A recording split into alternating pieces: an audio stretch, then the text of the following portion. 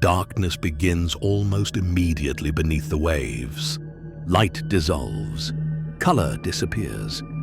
Pressure builds until the water feels ancient, heavy, and strangely alive. This deep is not empty. It's a hidden world where survival forces life to twist into forms that look impossible anywhere else on Earth. What we're entering now is a realm shaped by silence, cold, and crushing weight. A place where the creatures grow stranger the deeper you go.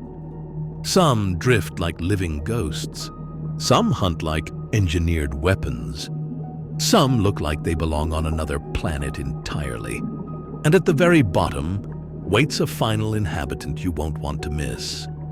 The kind of creature that makes you rethink what alive can even mean. It's time to meet the creatures of the deep.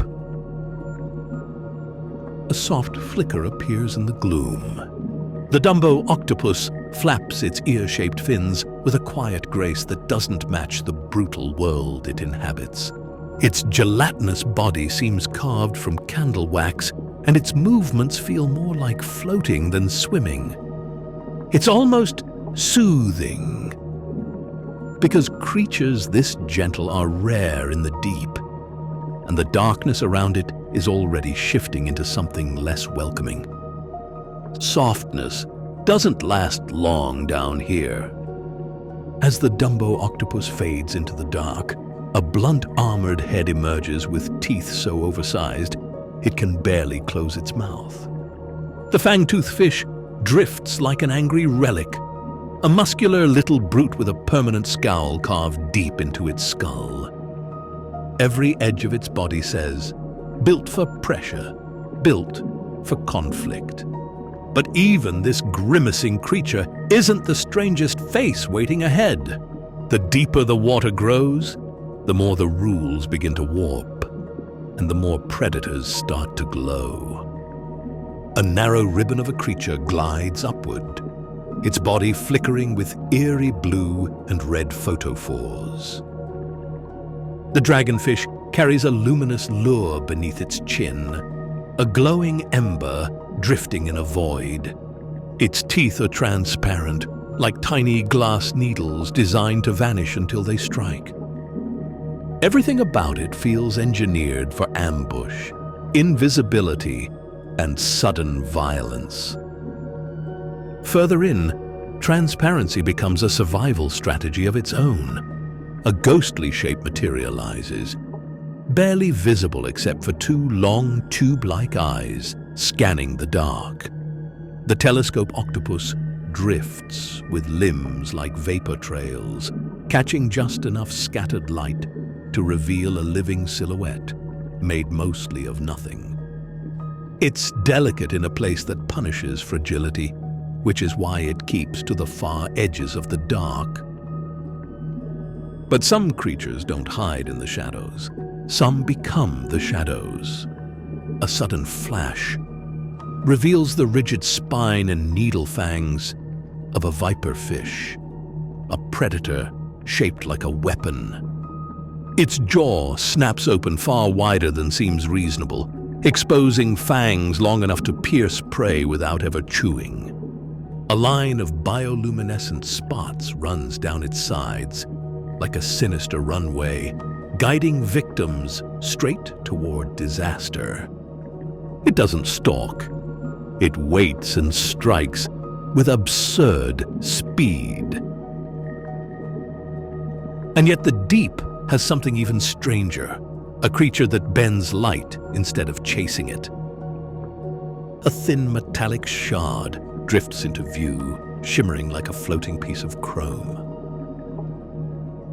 Huge eyes dominate its face, adapted to capture whatever photons still survive here. It looks like a drifting blade. If the hatchetfish is a trick of the light, the next creature is a challenge to physics itself. A larger fangtooth emerges from the dark, bearing teeth so enormous it must store them in pockets along its jawline. Its skull is armored, its scales thick, its stare permanently hostile. Everything about it feels overbuilt, like the deep accidentally created a brawler. Some shapes from the deep carry an older, stranger energy. A long, eel-like body slithers past, lined with rows of frilled gills that ripple like ancient ribbons. The frilled shark looks prehistoric, because it is, a species older than many modern sharks combined. Its jaws open with a sudden snap, revealing backward-facing teeth designed to pull prey into the dark. It's a living relic, and a reminder that age doesn't soften the deep's imagination. But for sheer shock value, few faces eclipse the one rising next. A pale, ghostly snout cuts through the void, long, blade-like, and unmistakably alien. The goblin shark drifts with open jaws that seem too loose to control until its true weapon fires forward. In an instant, its jaw launches outward like a bear trap on rails, closing the distance between predator and prey in a violent snap. It's strange, spectacular, and still not the final creature waiting in the abyss. At the very bottom of this descent, a single warm glow appears in the void, a gentle ember drifting in total darkness. But behind that glow, a cavernous mouth materializes, lined with inward curving glass-like teeth. This is the anglerfish, the deep ocean's ultimate illusionist. Its lure is a trap. Its stillness is strategy. It waits in absolute darkness for curiosity to come close, and then strikes with a speed that feels almost instantaneous. If the deep had a crown jewel of strangeness, this would be it. The deep sea isn't empty. It's crowded with impossible designs, creatures shaped by pressure, darkness, and desperation. Every one of them is a reminder that life doesn't just adapt. It transforms, invents, and thrives in places we barely understand.